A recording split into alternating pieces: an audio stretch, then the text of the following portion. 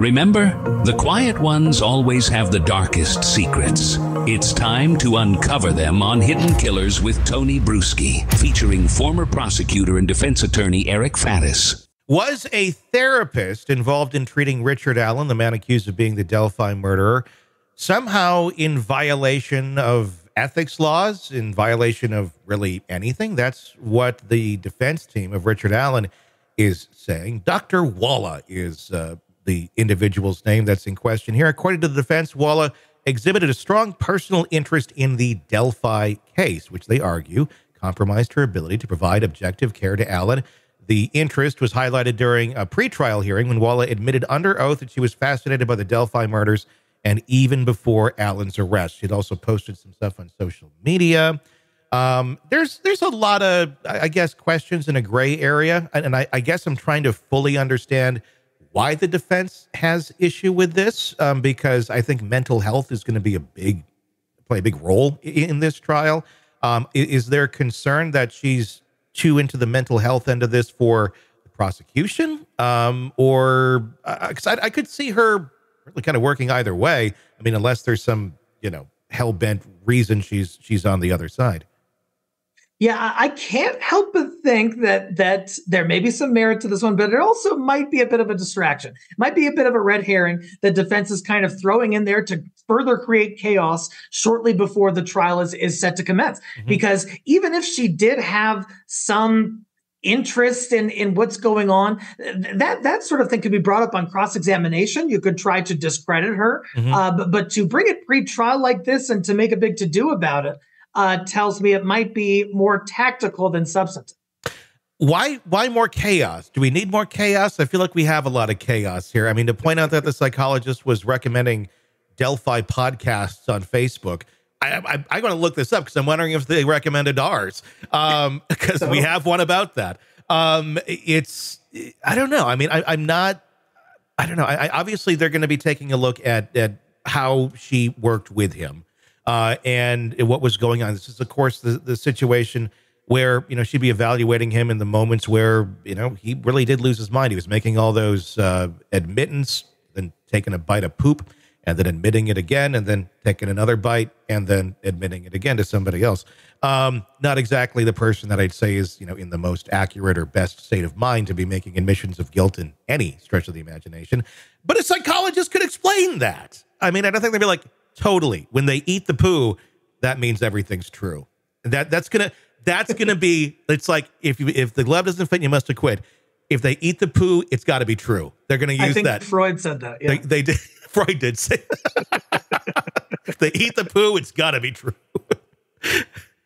Yeah, it's peculiar, man. To answer your earlier question, some defense attorneys think more chaos, more chaos, more chaos. That helps throw the prosecution off their game. It shakes things up. It causes distractions. It causes the other side to do work that they didn't have to do, so they can't focus all their efforts on convicting your dude.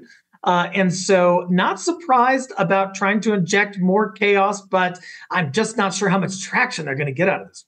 I don't know. I mean, I'm wondering, too, if it also brings into light, because another point that they were making is that she was using IDOC resources for looking up Keegan Klein, a person that has not been charged with anything. I don't know if it's even a person of interest, technically, but that, some have theorized on other podcasts, not here, may be involved in the crime itself. I mean, I could see it being an opportunity just to get another name in there of, what about this? I mean, was this the window to do that because they discovered those facts of what was being researched? Certainly that piece can be helpful for defense. Yeah. Now, why complain? Oh, sorry. I'm not surprised that they're trying to essentially develop an alternative suspect through this witness. But they can do that at trial, the pretrial motions on it. I'm just not sure they're going to get the outcome they're looking for, especially from this judge. Yeah, I mean, I don't know. It feels like the prosecution would want to be objecting to this, not the defense, especially on that note of her looking up another possible suspect. And if you're researching the case, you're talking to the guy, I wonder if there is somebody else involved here. I would think the prosecution would want that shut down as quickly as possible. So you don't have the psychologist involved going, hey, you were searching other suspects too. Why is that? I would just think it shouldn't be even admitted. Yeah, it usually from defense, you're trying to suppress evidence. You're trying to exclude evidence from the trial. Here, you don't want to exclude that. That's helpful. That's a potential alternative suspect. And so what is really their end game with pursuing this at this time? That remains a bit of a mystery, but there are countless mysteries in this case. There are. I'm sure there's probably something longer game to this, and I'm sure there's probably some facts that we don't know yet because so much of this has been so hush-hush. But we're getting closer and closer to the trial date. I'm sure we'll get an answer to that, hopefully, very soon. Find out. Let's be honest.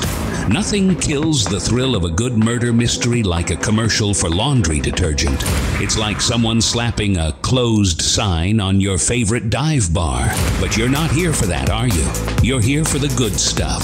So ditch the ads and upgrade to True Crime Today Premium Plus on Apple Podcasts. With True Crime Today Premium Plus, you get your crime straight. No chaser. Commercial free with extended interviews and early access. It's like getting the bartender's special when the bar's already closed. Search for True Crime Today Premium Plus on Apple Podcasts. Subscribe and drink it all in.